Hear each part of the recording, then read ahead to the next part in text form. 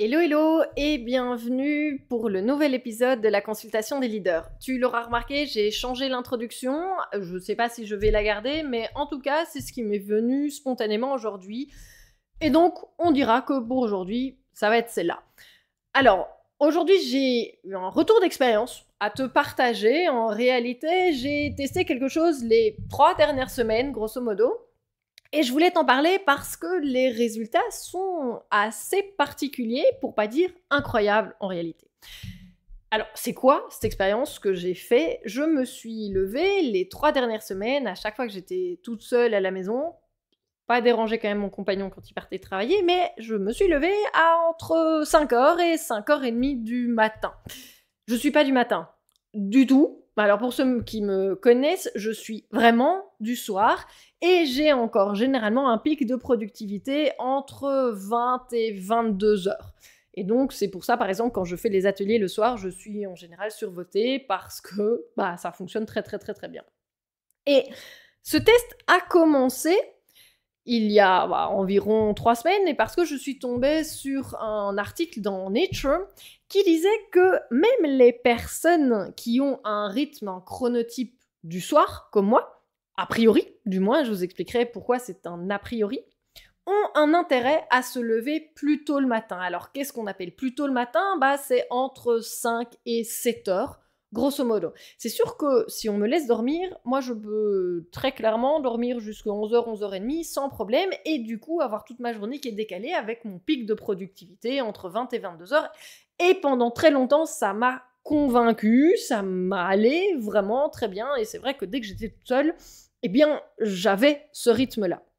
Si ce n'est qu'il y a quelque chose qui m'embêtait quand même particulièrement, et c'est la raison aussi du test, en plus de l'étude que je viens de citer, c'est que quand je me levais aussi tard, quand je commençais à travailler, eh bien, en fonction des jours, je pouvais commencer à travailler à 11h, si je m'étais levée vers 10h, mais je pouvais aussi très bien commencer à travailler à 14h. Et donc, j'avais cette impression d'avoir déjà passé la majorité de ma journée, que le monde avait avancé sans moi et que j'étais en retard. Et donc, en fait, même si j'étais incapable de me lever du lit plus tôt, même si j'étais incapable de me mettre en route à travailler et que finalement, le matin, je prenais 2 heures pour me réveiller, prendre ma douche, déjeuner tranquillement, regarder les mails, les infos, etc., eh bien, j'avais un stress interne qui me disait « tu es en retard ». Charlène, tu es en retard, Charlène, il faut avancer maintenant, et ça me mettait un coup de stress, et effectivement, l'après-midi, je travaillais bien, le soir, je travaillais bien, et donc, au final, je pense que le nombre d'heures que je travaillais était un nombre d'heures tout à fait décent et correct et cohérent avec le travail que j'avais à faire, mais il y avait toujours ce stress interne. Alors, la première chose que j'ai regardée ou j'ai envie ici de vous partager, c'est le fait qu'il y a effectivement différents chronotypes. Et ça, je pense que je vous apprends rien, mais si jamais je vous apprends quelque chose de nouveau en parlant des chronotypes, envoyez-moi de nouveau un petit message ou vous faites un petit commentaire. Quelque part, vous pouvez faire un commentaire, mais en tout cas, dites-le moi si je dois faire tout un épisode de podcast sur les chronotypes. Mais les chronotypes sont justement ces différentes tranches de la population qui sont plus du matin, qui sont vraiment très du matin, des très très très lève-tôt, on va dire ça comme ça, et des gens qui sont plus de l'après-midi ou en tout cas dans des journées de travail, on va dire plus ou moins normales. Et puis il y a les oiseaux de nuit, ceux qui sont les gens qui sont là tard, réveillés tard, avec des cycles de productivité beaucoup plus tard.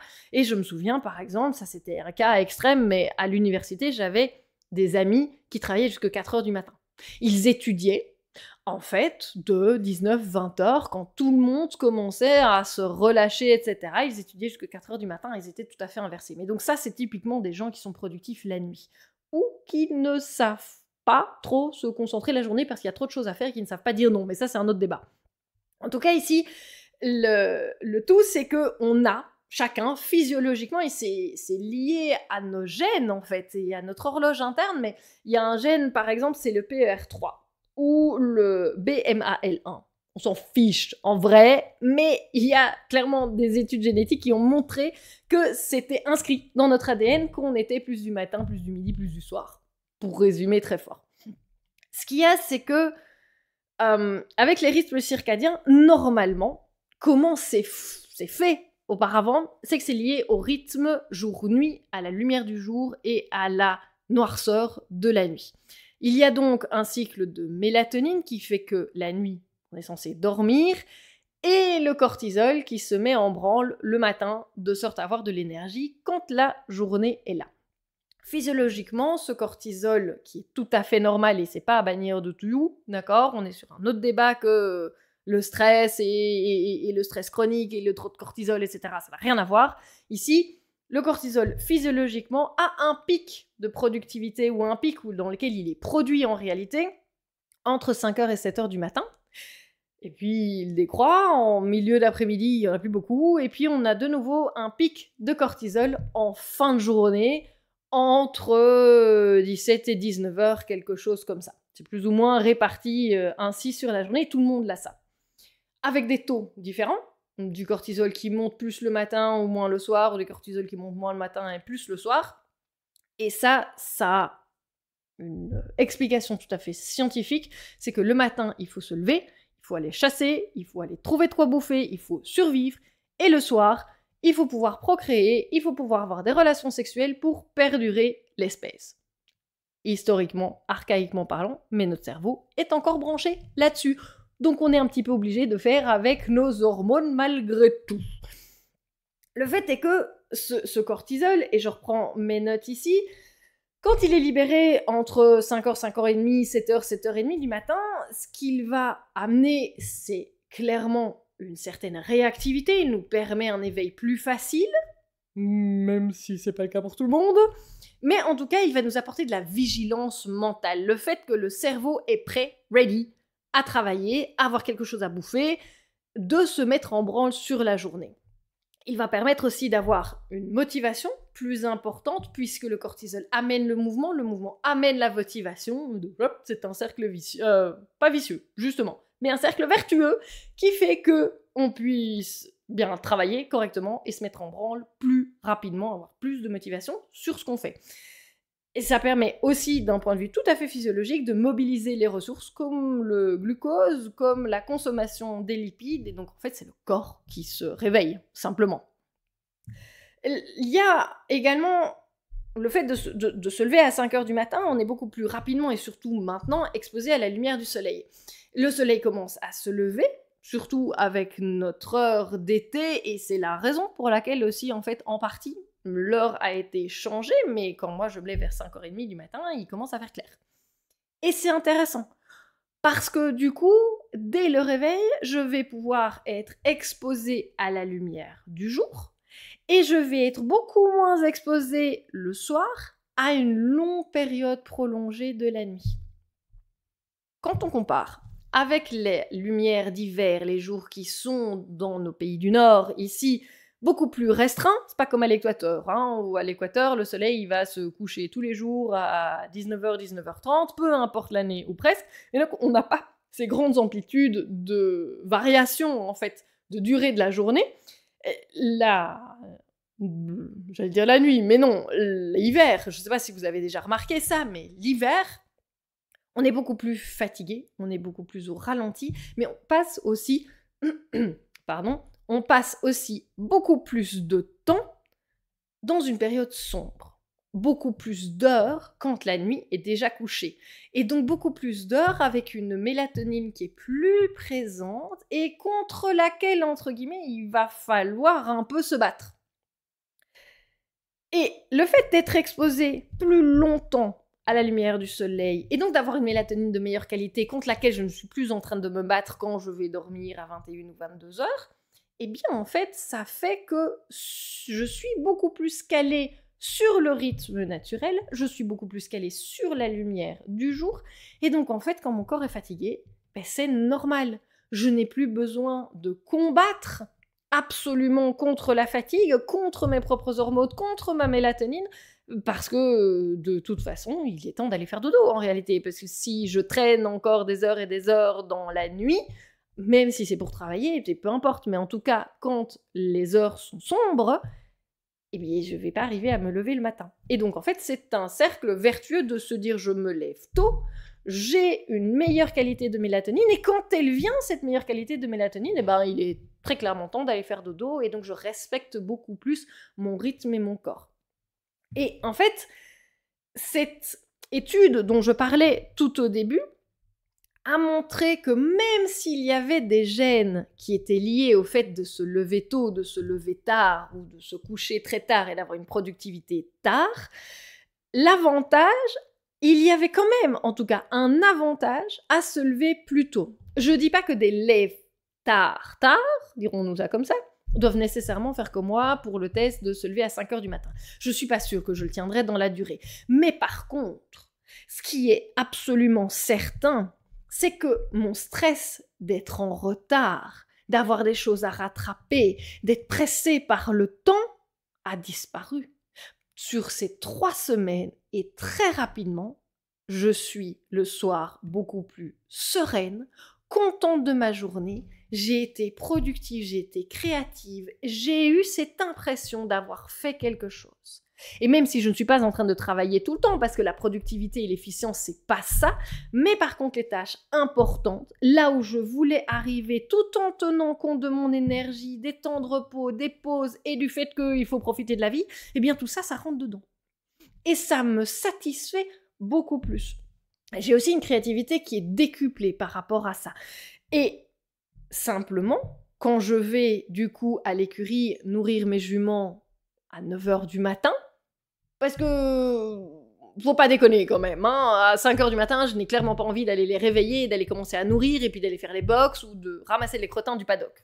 Je vous dis sincèrement, si je me lève à 5h du matin, c'est quand même pour pouvoir prendre un petit déjeuner relativement tranquille, me mettre à travailler et rentrer doucement dans le flow aussi. Mais par contre, quand j'arrive à 9h, 9h30 du matin à l'écurie, eh bien, j'ai déjà bouffé une grosse tâche de ma journée. J'ai déjà avancé, ça me fait une belle pause d'1h30, 2h sur ma matinée, et puis quand je rentre, je peux encore travailler 2 heures avant d'avoir la pause de midi. Et en fait, c'est royal. C'est vraiment royal. Je me sens beaucoup plus sereine parce que je me vois avancer. Je suis beaucoup plus créative, beaucoup plus concentrée, beaucoup plus focus et moins fatiguée.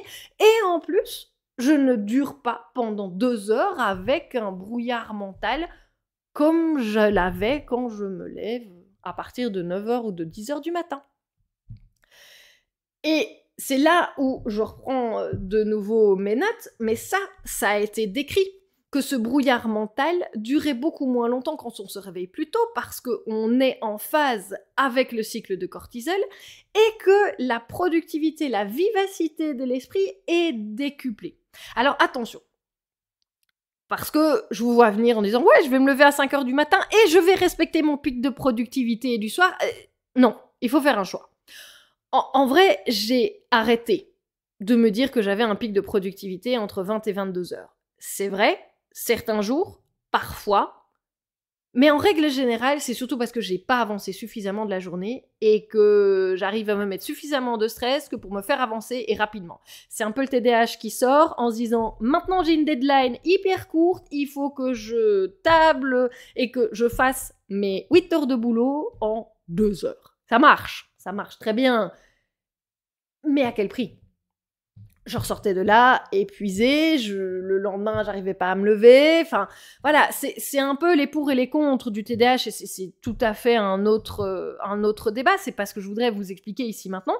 Mais en tout cas, ce qui est important à retenir, et il y a une autre notion par rapport à ça, c'est qu'il faut, entre guillemets, choisir entre le repos, où on se laisse dormir, et puis en fait on va être dans le stress, s'il y a un stress, etc. Mais où finalement on va récupérer de la fatigue accumulée, et puis le soir on va récupérer du travail qu'on n'a pas fait sur la journée, c'est un cercle vicieux. Ou alors on se dit, on se discipline, ce que j'ai essayé de faire, et le test est pour l'instant très concluant. Et je vais continuer de me dire, je me lève entre 5h et 5h30 du matin, en fonction malgré tout de l'heure à laquelle j'ai été dormir la veille, mais pas plus tard que 5h30 du matin, pour avoir cette sensation de bien-être, d'être en phase avec moi-même. Et oui, ça pique. 5h du matin, je vous avoue, ça pique. Mais par contre, ça pique pas longtemps. Parce qu'il y a de la discipline derrière, parce que je sais pourquoi je le fais, et parce qu'en fait, les bénéfices que j'en retire sont pour moi tellement importants que ça devient en fait un non négociable de ne pas me lever à 5h du matin. Ou à 5h30 du matin, comme vous voulez. Alors par contre, il y a un petit élément que j'ai quand même encore envie d'amener. C'est que si on se lève aussitôt, il faut avoir une bonne nuit. Il faut véritablement avoir une bonne nuit. C'est vrai que je dis souvent, je n'aime pas utiliser le « il faut », mais là, c'est de la physiologie de base et c'est de la survie. Un sommeil de qualité est hyper important. Et donc, arriver à manager de dormir au moins 7 heures de sommeil, c'est le minimum vital et c'est la condition sine qua non pour pouvoir arriver à tenir ce rythme de se lever aussitôt. Il y a une autre chose, on m'a toujours dit, et c'est peut-être une pensée ou une croyance collective, j'en sais rien, mais qui sait? Mais on m'a dit que les heures avant minuit comptaient double, et donc du coup, quand je vais dormir entre 9 et 10 heures du soir, eh ben, je compte mes heures doubles, qui comptent beaucoup plus que ma petite demi-heure en allant dormir à 23h30, et peut-être quand même encore minuit parce que j'ai traîné, etc. J'aurais tendance aussi à dire que les heures avant 9h du matin compte aussi double. Et c'est là où c'est très intéressant, évidemment, puisque on va capitaliser sur du sommeil, qu'on y croit ou on n'y croit pas, hein, que les heures comptent double, et je n'ai pas d'études pour ça, mais j'aime bien le croire, pour le coup. On va capitaliser du sommeil de qualité, et on va capitaliser du temps sans dérangement, sans stress, où on est productif, où on est en phase avec notre physiologie, et en fait, on est gagnant partout. Notez aussi qu'il n'y a pas grand-chose qui se passe sur les réseaux sociaux entre 5h et 7h du matin. Donc, il n'y a pas grand-chose de plus à regarder que la veille au soir. Et il n'y a pas de notification, ou très peu, il n'y a pas de message. Donc, vraiment, pour ceux qui ont du mal à se discipliner par rapport à ça, ben, en fait, c'est le combo gagnant. Je pose ça là, c'est pas mon cas, parce que j'ai pas de notification sur mon téléphone. Mais par contre, je sais que ça peut motiver peut-être certains, ou ça peut être une idée de discipline supplémentaire pour adopter ce rythme-là. Voilà ce que je voulais te dire par rapport à mon expérience, à mon retour d'expérience de me lever entre 5h et 5h30 du matin. Si toi, tu as aussi essayé ou que tu veux t'y mettre, je t'y encourage absolument. Si tu as un retour à faire, n'hésite pas de nouveau à laisser un commentaire ou à m'envoyer un petit message. Je discuterai très volontiers avec vous sur ce sujet-là, parce que je trouve que c'est un retour d'expérience ou un cas d'étude presque hyper intéressant. Je vais continuer à le faire et si j'ai d'autres éléments, je reviendrai vers vous pour vous expliquer tout ça. J'espère que cet épisode vous a plu, qu'il vous sera surtout très utile. Je vous souhaite une très bonne journée et je vous dis à la semaine prochaine.